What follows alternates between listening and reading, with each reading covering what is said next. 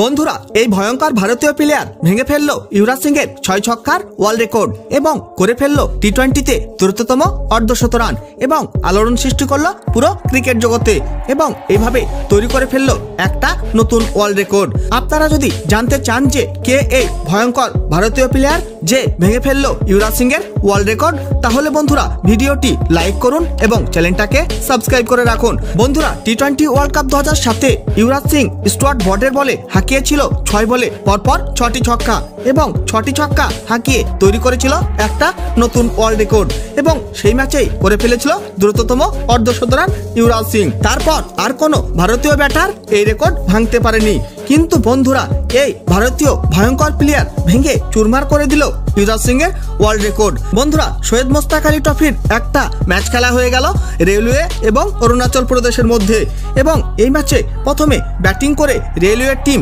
246 রানের বিশাল স্কোর করে ফেললো 5 উইকেট হারিয়ে 20 ওভারে। তার মধ্যে wicket keeper batter Upendra Yadav খেলে ফেললো 51 বলে 103 রানের বিধ্বংসী ইনিংস, 6টি 4 এবং 9টি গগনচুম্বী ছক্কার সাহায্যে। কিন্তু বন্ধুরা এরও বাপ হয়ে গেল আশুতোষ শর্মা এবং আশুতোষ শর্মা মাত্র 12 বলেই খেলে ফেললো 53 রানের তাবড়তোড় ইনিংস, 1টি 4 এবং 8টি গগনচুম্বী ছক্কার সাহায্যে, প্রায় 442 স্ট্রাইক রেটে।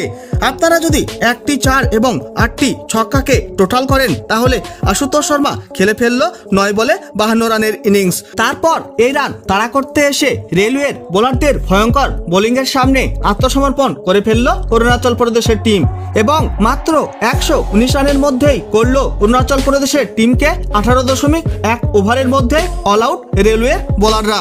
আর এইভাবে খুবই সহজেই এই ম্যাচ 127 রানের বিশাল বড় ব্যবধানে জিতে নেয় রেলওয়ের টিম। আর এইভাবে যদি বিধ্বংসীভাবে ব্যাটিং করতেই থাকে আশুতোষ শর্মা, তাহলে সে খুবই অল্প সময়ের মধ্যেই ভারতীয় দলে সুযোগ পেয়ে যাবে। বন্ধুরা আশুতোষ শর্মাকে কি ভারতীয় দলে সুযোগ দেওয়া উচিত কি উচিত নয়, অবশ্যই কমেন্ট করে জানিয়ে দেবেন আপনাদের মতামত। বন্ধুরা ভিডিওটি শেষ পর্যন্ত দেখার জন্য ধন্যবাদ জানাই, তাহলে দেখা হবে নেক্সট কোনো ভিডিওতে।